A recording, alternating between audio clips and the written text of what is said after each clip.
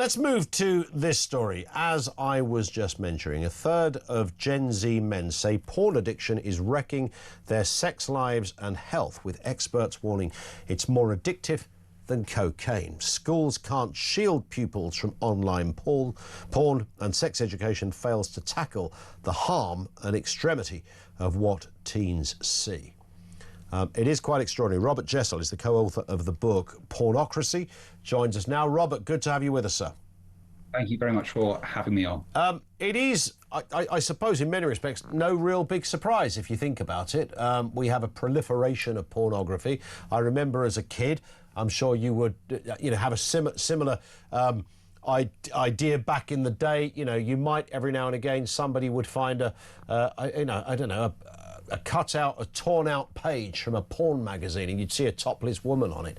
And that was about it. Now, of course, kids have it on their mobile phones in the playground. I mean, it really is as brutal as that. That's true. Pornography has mutated in a terrifying way in the last 15 to 20 years. And it's really important to understand what it's doing to our brain.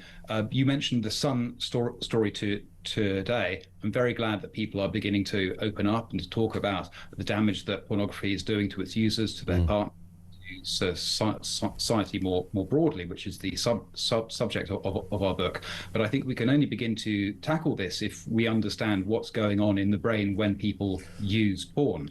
What do the stats look like, firstly? We'll come back to that point, but what do the stats look like on porn addiction, Robert? Well, addiction is a very subjective issue, and addiction for me is a compulsive behavior that has a detrimental impact upon your life, and ultimately it's only for the addict to decide if they are addicted. I think a better way of looking at this is to look at the penis. Rates of erectile dysfunction have soared amongst young men since the introduction of extreme, infinite online porn. Various studies have shown that rates of erectile dysfunction amongst the under 40s are reaching as high as about 30%. This started to soar at exactly the same time as porn went online and as it moved from static images to videos. Then the rates were only around 2 to 3%. So I think that's quite a good indicator of what it's doing to young men, but it's not the only one. And is this, as I mean, in sort of layman's terms, youngsters, men of what one would hope legal age, but that's another issue, would have such a digest of pornography that their expectations of sex, what engages that part of the brain at that point, has been almost recalibrated. So when it comes to an actual relationship, their mind isn't doing or going where it's meant to. That's very, very true. As I say, it's very important to understand what goes on in the brain when people watch. What happens? It's very important, I think, to stop talking about people watching porn. They don't sit there and watch porn with some popcorn. Let's call it what it is, which is people sitting down in a darkened room to masturbate. And that point is really, really important, because when we have an orgasm, our brain gets flooded with various molecules like oxytocin and vasopressin, and these are designed to make us bond with our partners. But when you're having an orgasm to porn, what you're doing is you're bonding with that. And so you're literally falling in love with what you see on screen. And unfortunately, this then bleeds into the bedroom. Pornography shapes your sexual scripts and your expectations, and you start inflicting porn-style sex on your partner. And a very good example of this is the rise of sexual strangulation.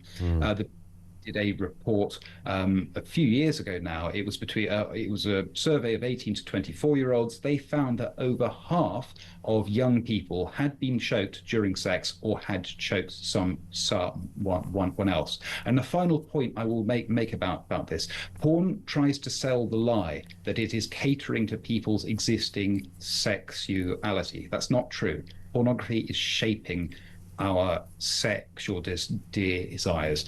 It's making young men bad at sex if they can even achieve an erection in the first place. Well, what needs to be done? How do we regulate this? I mean, I know that you know, ID has come in of late. You know, I'm sure it's had some effect, perhaps statistically, but everybody knows that this is the internet, and there are ways around things, and people share videos, and you know, I doubt whether it's stopped pornography when it comes to young guys looking at it in any meaningful way.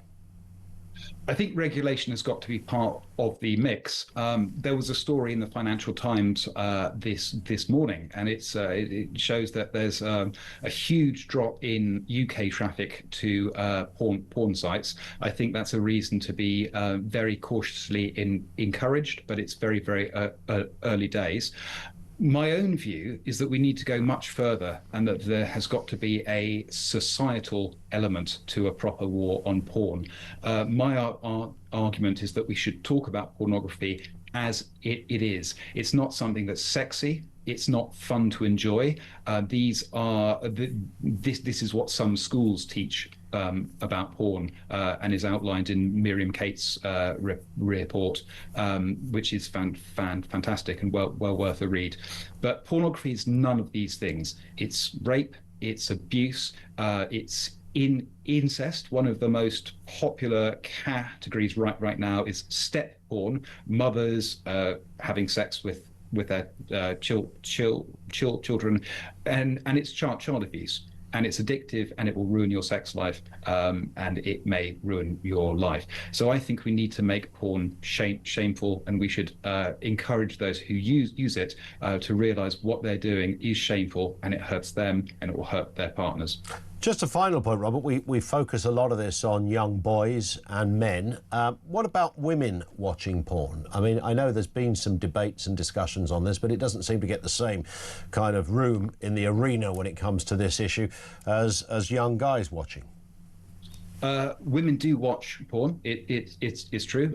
Thanks to Ofcom, we know that 30 million adults in the UK watch porn every week, of which 3 million of those are female. There's a very big disparity between how often women watch porn, and also how and why they watch porn. For example, 36% of men watch porn at least once a week. For females, that falls down to just 4%.